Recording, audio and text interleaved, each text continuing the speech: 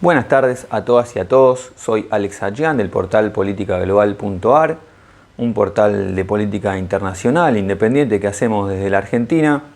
A nosotros en general nos gusta tratar temas que no son cubiertos por los grandes medios masivos de comunicación en la materia de la arena política internacional. Y en esta ocasión queríamos referirnos a un término un tanto bizarro, ridículo, que está comenzando a dar vueltas por allí, el término de Azerbaiyán occidental, que no tendría nada de raro, por supuesto, si hiciera alusión al oeste de ese país. Azerbaiyán es un pequeño estado caucásico que, en la región del Cáucaso, vamos a contextualizar para quienes quizá no conocen tanto estos nombres, no conocen bien la región. El Cáucaso es una zona montañosa, fronteriza entre Europa y Asia. Está en el sur de la frontera entre esos dos continentes. Y bueno, el Cáucaso también suele dividirse en Cáucaso Norte, donde se encuentran pequeñas repúblicas autónomas de Rusia, como por ejemplo Chechenia y otras. Y el Cáucaso Sur o Cáucaso Meridional, a donde nos vamos a estar refiriendo en esta oportunidad, está integrado por 3 países, que son la República de Georgia en el norte, que se escribe casualmente igual que el estado de Estados Unidos, el estado norteamericano de Georgia, donde se encuentra la ciudad de Atlanta, la fábrica de Coca-Cola, la cadena CNN. Obviamente no tiene nada que ver, se da la circunstancia de que se llaman y se pronuncian igual. En el centro del Cáucaso Sur está la República de Armenia y en el sur la República de Azerbaiyán. Ahora bien, vamos a explicar por qué el término de Azerbaiyán occidental, que como repetimos no tendría nada de extraño ni de raro si hiciera alusión al oeste de ese país, en realidad hace alusión al actual territorio de la República de Armenia, el país vecino de Azerbaiyán. Vamos a explicar en qué se sustenta este régimen autocrático, autoritario, fascista, que está actualmente al mando de la República de Azerbaiyán, para sustentar este concepto que no tiene ningún sustento en realidad. Vamos a abordar ese tema, pero primero queríamos contextualizar un poco para quienes no conocen la región. Bueno, nos ubicamos ya en el Cáucaso, Cáucaso Sur, frontera entre Europa y Asia, en el sur de la frontera de esos dos continentes. Al norte están los montes Urales que dividen esos dos continentes y en el sur el Cáucaso, y dentro del Cáucaso el Cáucaso Norte y el Cáucaso Sur, estos 3 estados. Dentro de estos 3 estados que componen el Cáucaso Meridional o Cáucaso Sur, Armenia y Azerbaiyán han tenido un largo conflicto de varias décadas por una región denominada Nagorno-Karabaj, también conocida como Artsaj. Es un territorio de 11.500 kilómetros cuadrados aproximadamente en la zona fronteriza de esos dos países, que ancestralmente han habitado allí la población armenia, que al igual que Georgia son pueblos originarios en esa región del Cáucaso. Han estado desde hace milenios, siempre allí en el Cáucaso. En el caso de los armenios han habitado tanto el Cáucaso como un poco más allá, en la zona mesopotámica, actual este de la República de Turquía, en la meseta de Armenia.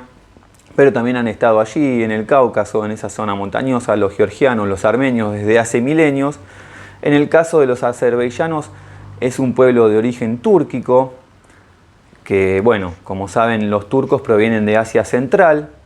A partir del siglo XI, XII, recién fueron expandiéndose desde Asia Central hacia Europa, llegaron hasta la zona del Bósforo, la península de Anatolia, allí en ese sector donde actualmente se encuentra la República de Turquía. Y probablemente sabrán que en 1453 los turcos conquistaron Constantinopla, la capital entonces del Imperio Bizantino, del Imperio Romano de Oriente o Bizancio. Esa fue la caída del Imperio Romano de Oriente. Allí se considera como que termina el medioevo, generalmente hay un consenso entre los historiadores, y comienza la etapa moderna. Cae el Imperio Romano, los turcos se establecen allí en Constantinopla, actualmente rebautizada como Estambul, que si bien no es la capital de la actual República de Turquía, es la ciudad más importante. Ese es el momento álgido del Imperio Turco Otomano, que llegó a extenderse de manera muy vasta abarcó varios países árabes, bueno, el norte de África, toda la zona del Magreb, bueno, incluso en los Balcanes, Europa del Este. Fue un imperio muy grande que perduró varios siglos. Bueno, recién en el siglo XI, XII, como le dije, llegaron a esa región del Cáucaso. Recién en 1453 conquistaron Constantinopla, caída del Imperio Romano. Y bueno, obviamente llegaron hasta allí, se extendieron desde Asia Central hasta Europa. Y en el camino, bueno, los turcos históricamente conformaban tribus, hordas, nómades, salvajes, generalmente conquistaban a sangre y fuego. Bueno, tratando de establecer, de propagar el Islam, como es deber de todo musulmán. En esa época fundamentalista era propagar la religión, convertir al Islam a toda la mayor cantidad de gente posible. Bueno, en el medio, desde Europa, desde Asia hacia Europa, hasta Europa, quedó toda una cadena de pueblos, comunidades túrquicas, que fueron estableciéndose.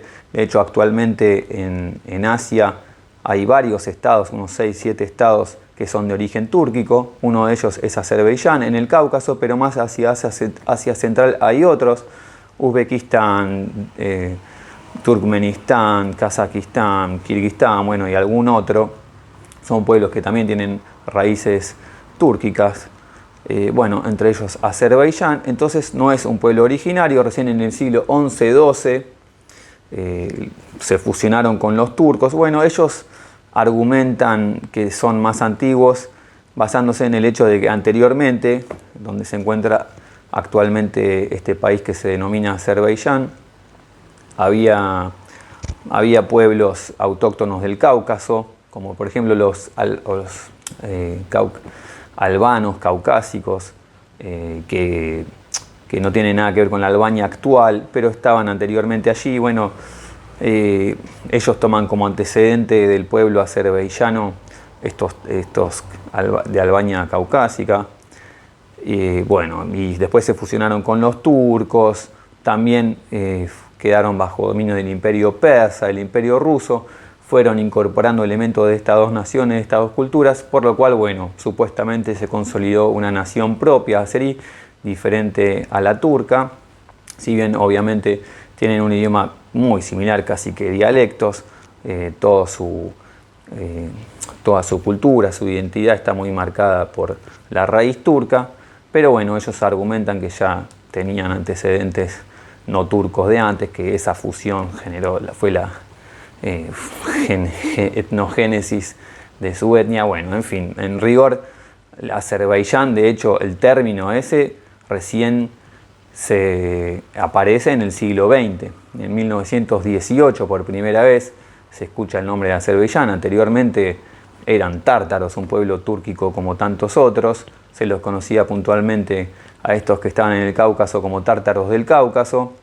Y bueno, en 1918 estas tres repúblicas del Cáucaso se independizaron del Imperio Ruso, bajo el cual estaban dominados, y conformaron sus propios estados. Obviamente Georgia pasó a llamarse Georgia, como su tradición milenaria, su identidad étnica, cultural, religiosa, autónoma, monótona, milenaria fue siempre. Armenia lo propio. Y bueno, esta mezcla rara de túrquicos, persas, rusos, por algún motivo pasaron a denominarse Azerbaiyán, le pusieron el nombre a su estado. Actualmente ese nombre bizarro, seguramente muchos no lo conocen, es el nombre de un país, se llama Azerbaiyán. Supuestamente significa tierra del fuego en iraní o algo así. Vaya a saber, algún tártaro se fumó algo y se le ocurrió ponerle ese nombre, y bueno, quedó la tierra del fuego, Azerbaiyán.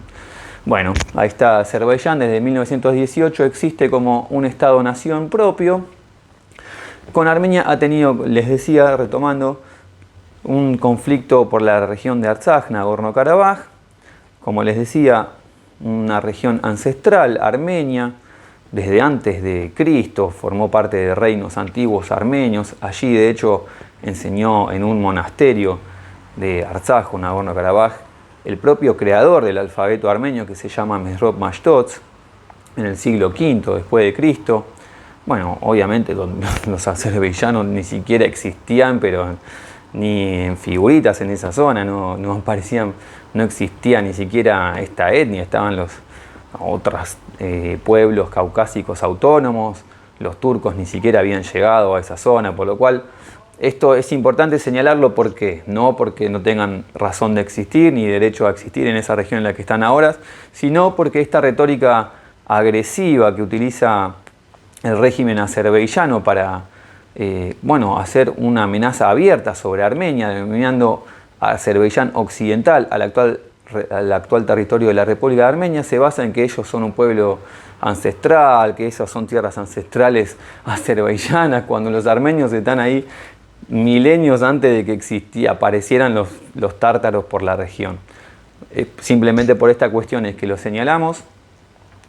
Entonces el conflicto de Nagorno-Karabaj o Artsaj, siempre fue habitado ese territorio por armenios desde antes de Cristo, como les decía, y en el siglo XI-XII que empezaron a venir las hordas túrquicas, obviamente fueron dejando allí cierto número de población, comenzaron a aparecer allí los tártaros con esta fusión que se dio entre pueblos autónomos del Cáucaso con las hordas túrquicas. Fueron apareciendo los tártaros del Cáucaso, que también tuvieron una cierta presencia muy minoritaria en la región de Artsaj o Nagorno-Karabaj. Siempre fue habitada por amplia mayoría, 90 y pico por ciento de armenios y algunos pocos tártaros del Cáucaso. A principios del siglo XX, como les decía, que los tres estados se independizaron, ya comenzó a haber allí un conflicto por la región de Karabaj o Artsaj, quién se quedaba con esa porción de territorio al formar ya sus estados-nación moderno propios, estos tres países. Georgia obviamente no reclamaba ese territorio, el conflicto era entre Armenia y Azerbaiyán, allí comenzó el primer conflicto, pero esta independencia que tuvieron como estados autónomos, nación propios, estos tres países del Cáucaso fue muy breve, de 2 años, porque en 1920, 2 años después de declarar su independencia del Imperio Ruso, ya pasaron a formar parte de la Unión Soviética. Como saben, en 1917 la revolución bolchevique derrocó al zar, se desmoronó el Imperio Ruso. Establecieron allí la revolución socialista. En 1920 comenzaron ya con la incorporación de otros estados-nación al bloque soviético. Trataron de hermanar socialmente, políticamente a estos estados-nación. Trataron de hacer una política de horadar los nacionalismos, cosa que no lograron obviamente, y esto, cuando se desintegró la Unión Soviética a principios de 1990, obviamente generó varios conflictos territoriales, como por ejemplo el de Nagorno-Karabaj o Artsaj, entre otros. ¿Qué sucedió durante la Unión Soviética? Como les decía, en 1918 los tres países se independizaron, Armenia y Azerbaiyán ya tuvieron un conflicto por Nagorno-Karabaj o Artsaj.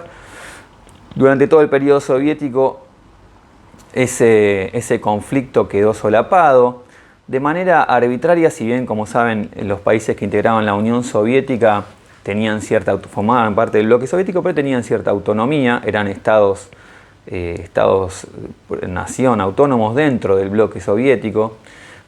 Estaba la República Socialista de Armenia, la República Socialista de Azerbaiyán, y para dirimir esta cuestión de qué pasa con Karabaj, en un principio se formó como un estado autónomo propio, el estado socialista de Nagorno-Karabaj, pero en 1921, inmediatamente después, las autoridades soviéticas decidieron arbitrariamente cederle ese territorio de Karabaj o Artsaj a Azerbaiyán, por cuestiones políticas de la época, por correlaciones de poder, intereses del momento, etc., bajo la firma del comisario de las Naciones, entonces, que era Stalin, en el gobierno soviético.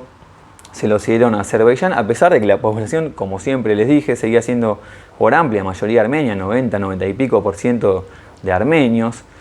Obviamente la mayoría de la población de Karabaj no aceptó esa decisión de las autoridades soviéticas, pero sus reclamos fueron constantemente desatendidos por las autoridades.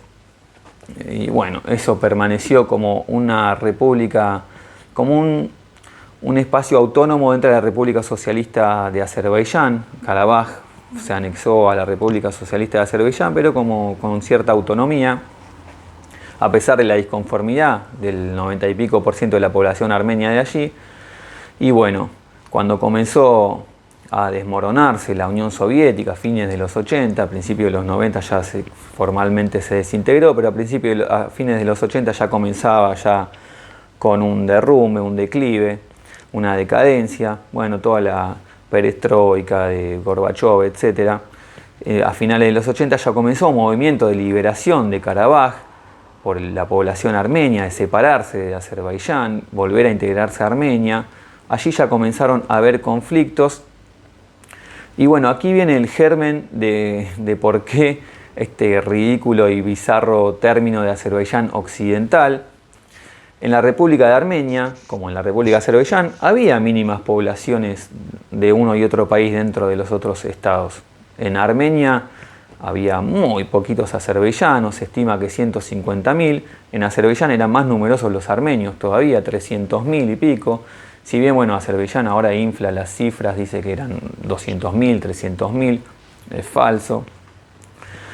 Bueno, 150.000 azerbaiyanos que habitaban en Armenia en poblaciones pequeñas, y dentro de esas poblaciones pequeñas hay una inmensa minoría, eran entre 5 y 10% según la región. Estaban principalmente en provincias armenias fronterizas, principalmente población rural, campesinos azerbaiyanos, en la provincia de Ararat, que Arkunik. Y bueno, en Armenia había ciudadanos de origen armenio, también en Azerbaiyán, principalmente en la capital, Bakú, y en otra ciudad que se llama Sumgait.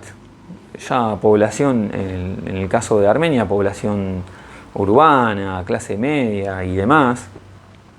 Y entonces, cuando comenzó a estallar el conflicto de liberación de Karabaj, que cuando se desintegró la Unión Soviética en 1991, finalmente hubo una guerra, cuando Azerbaiyán y Armenia pasaron a ser ya estados independientes fuera del bloque soviético, obviamente estalló el conflicto por quién se queda con Karabaj. Allí estalló una guerra, un conflicto armado que duró un par de años, 4 años, tuvo numerosas víctimas, y el ganador se puede decir que fue Armenia. Si bien Karabaj, Artsaj, no se anexionó a Armenia, pasó a formar parte de Armenia, pero funcionó como un estado autónomo de facto, si bien no reconocido internacionalmente. En los hechos tenía su propia moneda, que era el TRAM, la misma moneda que Armenia, la población siempre armenia, obviamente, ya después de la guerra fue totalmente armenia, 100% armenia, igual siempre entre el 95% de la población ya era armenia. Bueno, tenía sus propios edificios gubernamentales, sus propias autoridades democráticamente electas. Bueno, obviamente en el marco de esa guerra que se dio, que ahora actualmente se conoce como Primera Guerra de Nagorno-Karabaj, a principios de los 90, obviamente la población azerbaiyana, la población armenia de Azerbaiyán fue expulsada, y la población azerbaiyana de Armenia también, obviamente en el contexto de esos conflictos que exacerbó los nacionalismos, los rencores, las rispideces. Pero un detalle no menor: esta expulsión masiva, migración, desplazamientos masivos que hubo de armenios y azerbaiyanos, de Azerbaiyán y de Armenia respectivamente, ¿qué fue lo que lo provocó principalmente? Pogromos hechos en Azerbaiyán contra armenios. Los pogromos son masacres, pequeñas matanzas llevadas a cabo por población civil, pero con la anuencia o directamente con la intervención de autoridades estatales, fuerzas policiales, fuerzas del orden de ese estado. En el caso de los armenios se desató en la capital de Azerbaiyán, en Bakú. Hubo pogromos contra armenios, matanzas de civiles, expulsión forzosa, incendios de hogares, bueno, vejaciones, masacres de todo tipo. También en la ciudad de Sumgait. Bueno, eso fue lo que determinó ya, obviamente, la expulsión forzosa de los armenios que estaban en Azerbaiyán, perseguidos, sufriendo matanzas, y obviamente de Armenia, los azerbaiyanos poquitos que había, la mitad de los armenios que había en Azerbaiyán, había azerbaiyanos en Armenia, 150.000 aproximadamente. También obviamente se fueron de Armenia en el marco de esas rispideces. Si bien no hubo, por supuesto, como en Azerbaiyán, matanzas y pogromos contra los azerbaiyanos en Armenia, pero obviamente el ambiente estaba caldeado en el marco de una guerra. También se desplazaron hacia Azerbaiyán en la mayoría de los casos, y en la mayoría de los casos de los armenios que huyeron de Azerbaiyán fueron a Armenia, otros a Rusia.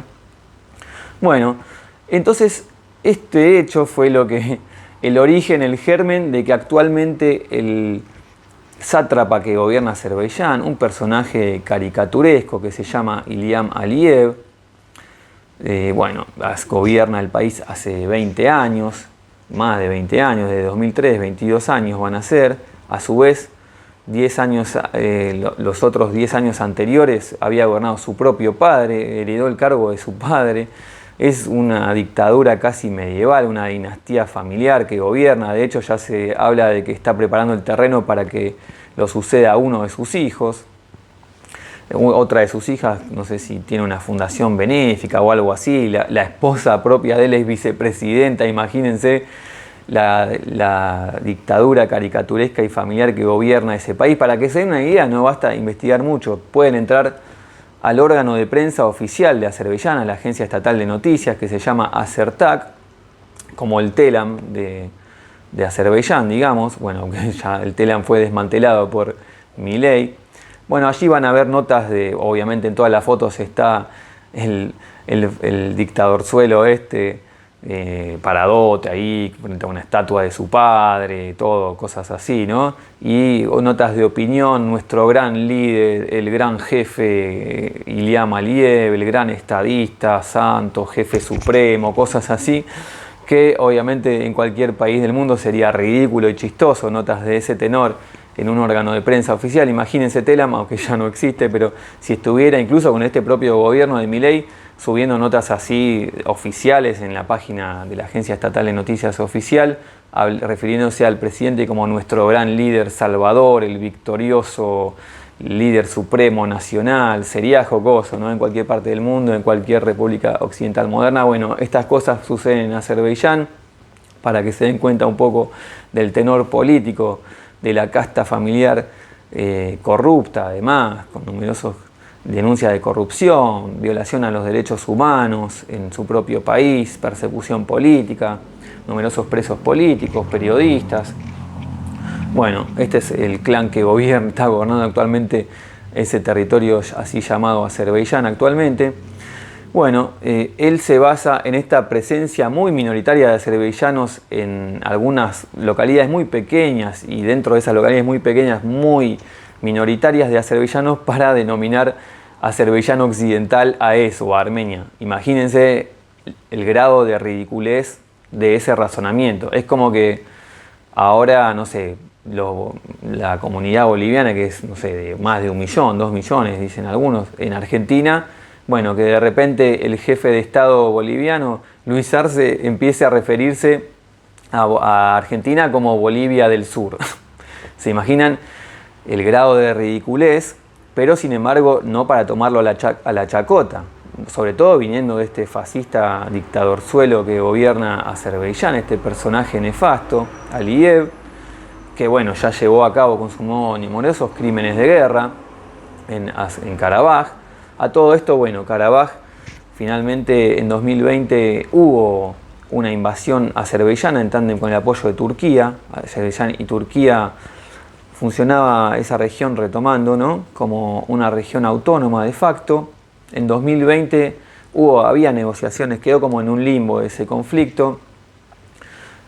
Bueno, obviamente Azerbaiyán siguiendo reclamándolo, los armenios siguiendo funcionando como un gobierno de facto no reconocido internacionalmente allí. Finalmente en 2020 este sátrapa fascista azerbaiyano Aliyev, con el apoyo directo de Turquía, invadió Karabaj en 2020.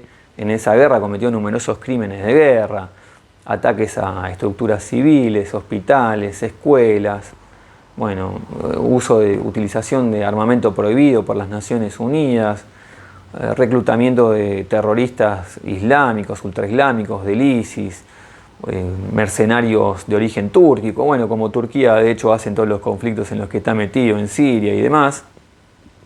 En 2020 ocupó la mayor parte del territorio de Karabaj, un 70% aproximadamente. Los 120.000 armenios, la población que estaba habitando Karabaj entonces, se refugió en el 30% restante, y finalmente en 2023 terminó en un nuevo ataque. Allí había desplegado fuerzas de paz rusas para garantizar la seguridad de estos 120.000 armenios en ese pequeño territorio que lograron salvaguardar las fuerzas de autodefensa, de resistencia de Karabaj. Finalmente, bajo la inacción de estas fuerzas de paz desplegadas allí rusas, Azerbaiyán terminó de ocupar el territorio restante de Artsaj o Karabaj, y esos 120.000 armenios sufrieron una limpieza étnica, se tuvieron que ir en su mayor parte a Armenia. Bueno, volviendo al tema, al meollo de la cuestión, entonces esta ínfima presencia de azerbaiyanos en la actual República de Armenia, de un 5% de pequeñas localidades rurales, toma como pretexto este sátrapa nefasto, este payaso siniestro de Aliyev, para denominarlo Azerbaiyán occidental. Con mayor sentido podría Armenia denominar Armenia oriental a Azerbaiyán, que estaba lleno de armenios en la capital, en ciudades importantes, en localidades urbanas. Pero bueno, esta denominación de Azerbaiyán occidental, bueno, conformó todo un organismo que se llama Ciudadanos de Azerbaiyán Occidental, Comunidad de Azerbaiyán Occidental, algo así. Está obviamente sustentado y avalado por el gobierno, por el régimen dictatorial de Aliyev, que dicen, sí, vamos a volver a Armenia democráticamente, en son de paz, que nos abran las puertas, no sé qué. Obviamente es una amenaza directa contra Armenia, sobre todo con los antecedentes de este criminal de guerra, de Aliyev. Un reclamo territorial está ocultando, o no tanto abiertamente, sus intenciones de invadir el sur de Armenia, que es una provincia que se llama Syunik, que en los hechos está cortando la conexión terrestre entre Azerbaiyán y su exclave Najicheván, que es otro territorio ancestral de origen armenio, que no nos vamos a referir ahora para no extendernos demasiado, pero bueno, actualmente forma un exclave de Azerbaiyán. Y bueno, Azerbaiyán a su vez conecta con Turquía, por lo cual ese pedacito de provincia del sur de Armenia está cortando la conexión terrestre entre Azerbaiyán y Turquía a la larga, con su exclave Najicheván en principio. Bueno, obviamente tiene anhelos de ocupar también ese territorio armenio, por lo cual, a pesar de la ridiculez de este término Azerbaiyán occidental, que no tiene ningún asidero, como les dije, es como que el estado del presidente de Bolivia llamara a Bolivia del sur Argentina, se refiriera constantemente así. Es una amenaza directa que tiene que ser sancionada, juzgada por la comunidad internacional, tiene que de alguna manera hacer esfuerzos en la dirección de detener a este sátrapa, la comunidad internacional, los organismos internacionales, por las vías diplomáticas, por todos los carriles posibles, sanciones, boicot a este régimen fascista y autoritario que está gobernando Azerbaiyán, que a la larga se va a caer. Entonces, bueno, esta amenaza directa sobre Armenia, de denominarlo Azerbaiyán occidental, que Armenia, el primer ministro Nikol Pashinyan, que gobierna desde 2018, él era quien estaba al mando del país cuando sucedió la invasión de Karabaj. Bueno, se le recrimina mucho, ¿no? Obviamente no hay que caerle toda la responsabilidad de la derrota militar, no fue de él, fue todo una inacción de Siria de 30 años de los gobiernos armenios después de la disolución de la Unión Soviética. Pero bueno, no viene al caso ahora, perdió la guerra. Bueno, está haciendo toda la letra para tratar de llegar a un acuerdo de paz que Azerbaiyán se niega a firmar, siempre pone nuevas cláusulas absurdas, ridículas. Actualmente propone que Armenia modifique su constitución, quiere abrir un corredor en esa provincia del sur que les mencioné de Armenia, Syunik, que conecte, pero un corredor terrestre que no tenga soberanía armenia en territorio armenio. Ese es el tema. El primer ministro de Armenia está haciendo, yo creo que dentro de la realidad compleja que tiene, luego de perder una guerra, en el estado en que está actualmente Armenia, lo más inteligente posible, no azuzar los conflictos, los rencores, tratar de mantener la paz, que igual Azerbaiyán se niega y constantemente tiene una retórica belicista. Bueno, es a su vez, este sátrapa se ampara en eso porque es el único sustento que tiene para mantenerse en el poder, Aliyev. Agitar es de manual, ¿no? Todo líder fascista de estas características, pobres tipos en el fondo, personajes menores a nivel mundial, a pesar de sus ínfulas y delirios de expansionismo que tiene, tiene un complejo de inferioridad por la insignificancia mundial que tiene su país, que no lo conoce nadie. A nivel mundial obviamente no tiene peso propio, es casi que un estado satélite de Turquía en el Cáucaso, no toma ninguna decisión a nivel en la arena política internacional, sin el permiso, sin la anuencia de Turquía. Todos los pasos a seguir se hacen de manera coordinada, casi que no tiene soberanía y autonomía propia, ese pequeño estado túrquico denominado Azerbaiyán en el Cáucaso. Pero bueno, este sátrapa con ínfulas, todos estos personajes fascistas tienen esos delirios, ¿no? Y también siempre agitan enemigos, supuestos enemigos externos, ¿no? Tiene un discurso armenofóbico constantemente, xenofóbico, belicista. Es la única manera de tratan de mantener a la población bajo su puño y de sustentarse en el poder, que es lo único que persiguen. Todos estos líderes autocráticos solo buscan mantenerse en el poder, a pesar de que a veces no es el caso de este sátrapa que además es un fascista, pero muchos tienen una retórica contrahegemónica, supuestamente de izquierdas, pero solo buscan mantenerse en el poder, como es Nicolás Maduro en Venezuela, Ortega en Nicaragua, bueno, Putin en Rusia, Xi Jinping en China. Es lo único que buscan y bueno, obviamente encienden la mecha del nacionalismo, esta que es tan fácil de encender, ¿no? Azuzar las cuestiones patrióticas, nacionales, es una mecha que enciende muy fácil en la población. Creo que hay que hacer un trabajo de concientización, educación, docencia muy profundo en las sociedades para escaparse de estos ultranacionalismos que están llevando al mundo a un colapso, a una guerra mundial. Bueno, azuzan estos factores, estos líderes fascistas, y bueno, eso los mantiene en el poder.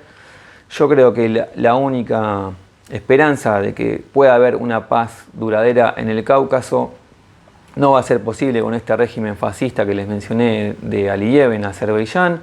La única manera de que haya paz entre estos dos países en el Cáucaso es liquidando, exterminando, fulminando políticamente hablando, claro, ¿no?, a este sátrapa fascista de Aliyev, limpiarlo del medio, borrarlo del mapa políticamente. Y bueno, lo espera el tacho de basura de la historia, como pasó con Bashar al-Assad. Van a tirar las estatuas de su padre, su propio pueblo lo va a repudiar.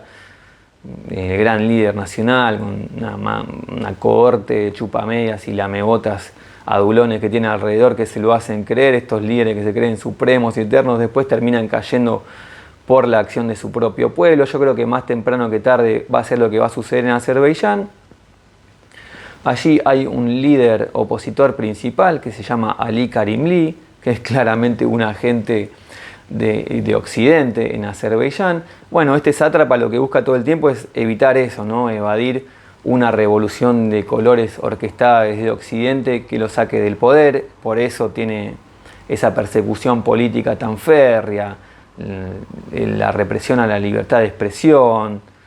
Tiene la cola de paja y está asustado también de que lo saquen del poder. Está asustado porque Armenia obviamente se está armando para defenderse desde Europa, Francia, Estados Unidos, India. En el fondo tiene miedo también. Dice todo el tiempo de que no quiere las fuerzas revanchistas armenias. Amenaza porque tiene miedo de que, bueno, pero no va a suceder. Este gobierno de Armenia siempre está trabajando en favor de la paz. Así que bueno, yo creo que la única manera de que se consiga es derribando a este régimen fascista autocrático de Azerbaiyán y que venga unas autoridades nuevas democráticas que seguramente, obviamente, también van a tener reivindicaciones sobre Karabaj, sobre Artsakh, sobre Najicheván, pero con los cuales seguramente se va a poder dialogar de manera racional, no así con este payaso siniestro, este dictadorzuelo de cuarta que está gobernando el país actualmente. Además, a todo esto, bueno, está de fondo obviamente la disputa imperialista de fondo entre Oriente y Occidente. Oscilamos más fino Estados Unidos y China. Actualmente hay un nuevo mapa geopolítico configurado en el Cáucaso. Armenia, que siempre estuvo bajo el ala de Rusia, siempre se mantuvo leal a ese liderazgo regional. Actualmente comenzó a virar más hacia Occidente de manera cada vez más ostensible.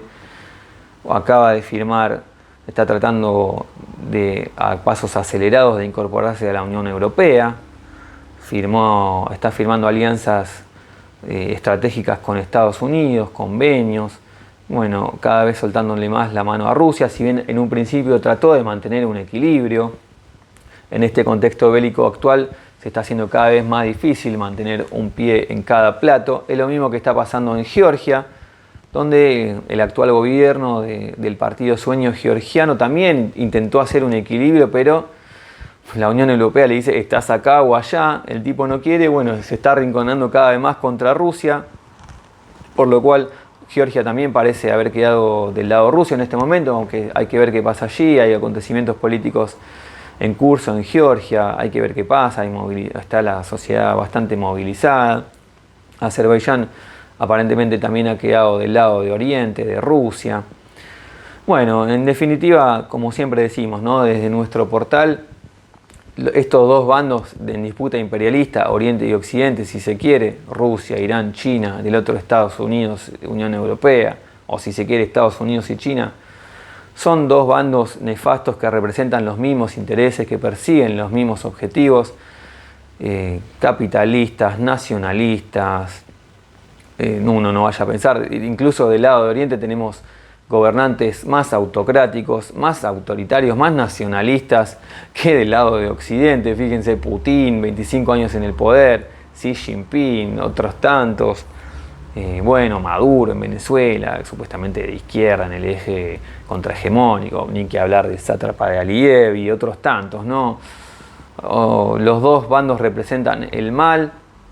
Como siempre decimos desde nuestro portal, nosotros vamos a seguir abogando por otro orden social, otro sistema mundial y económico, pero mientras tanto, obviamente, hay causas acuciantes, como es en este momento la amenaza directa hacia Armenia por parte de este gobierno fascista, que bueno, en un principio, obvio, queremos la revolución mundial, social, pero hay una amenaza latente, urgente.